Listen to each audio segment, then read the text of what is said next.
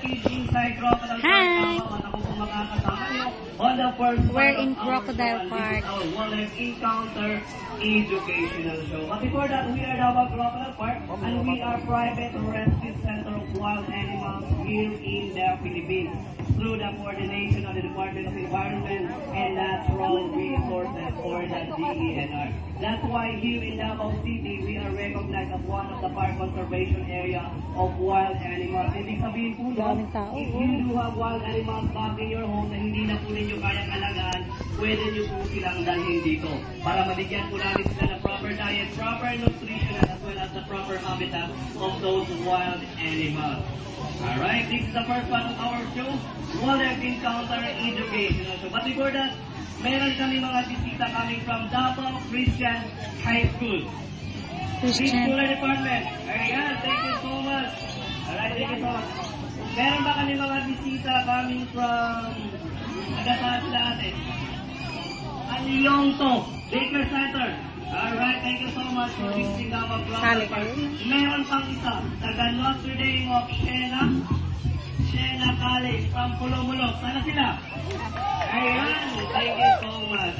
Alright guys, this is the first part of our show, Wildlife Encounter Educational Show, wherein we will bring you some of our wild animals inside Crocodile Park Davao na tinatawag po namin mga animal ambassador.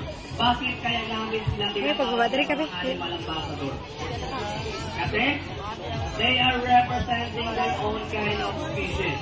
And because they are the representative of their own kind of species, they have a message for us guys. The message of conservation and why we need to conserve those wild animals. Bakit kaya? Kids, come! Bakit kita kailangan i-conserve? Kasi, unti-unti na po sila nauumos or nawawala. Para sa near future, makikita pa po sila ng ating mga anak or anak ng ating mga anak. Alright guys, huwag na natin patagalin to. Ano ba ang gusto nyo ipalabas ko this morning? Gusto nyo bang ipalabas ko yung tiger? Yes! Gusto nyo bang ipalabas ko yung tiger? Yes! Gusto nyo ipalabas ko si Pangil? Ayaw? Gusto nyo ipalabas ko si Pangil? Alright guys, here is our first animal ambassador calling for the message of God. Wow! Wow, not right there. With its scientific name, Leopogaster. Alright, this is going mga kaibigan was named by a German who named Johann Friedrich Mellen. Alright, there yung mga kaibigan was derived from a two ancient Greek word, Leopold means white and Gaster means belly. That's why we call this bird as white-bellied fishing eagle with its scientific name Ilietos Leopogaster. And this is the second largest bird of prey found in the northern territory of Australia. Because the largest bird of prey found in Australia is the whip-tailed eagle. Alright guys, this is the ambassador of our Philippine eagle. Wala po tayong Philippine eagle dito sa park kasi meron po tayong exclusive conservation area of our Philippine eagle and that's Philippine Eagle Foundation. Alright guys, saan kaya sila nakatira? Si Eagle sila. Saan po sila nakatira? Eagle.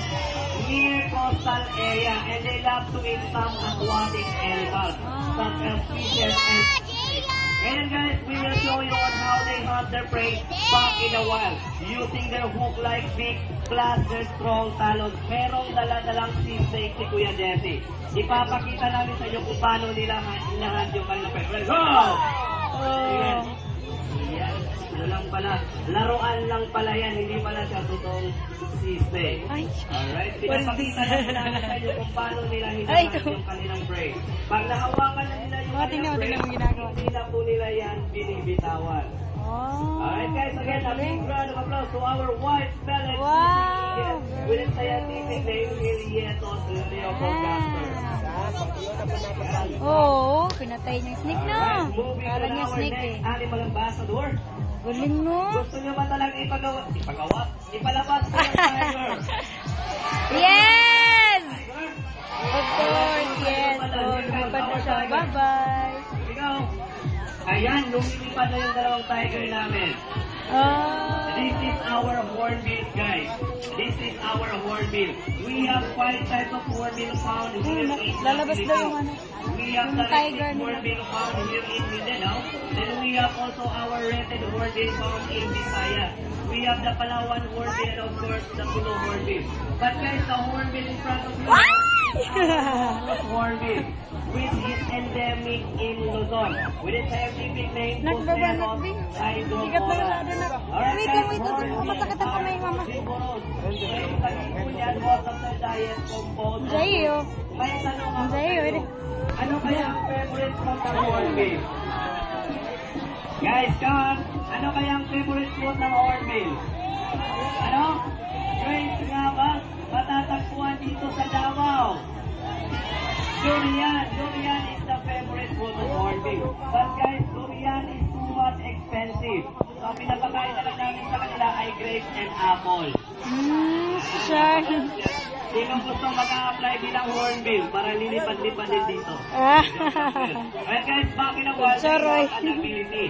Aside from a baseball catcher, hornbills also are good catcher using their large bill. At hindi po tayo aalis. Uy, labit mo lang dito. Picture Hindi po natin nakikita yun. Picture na natin likod sa... Sino gusto mag-volunteer?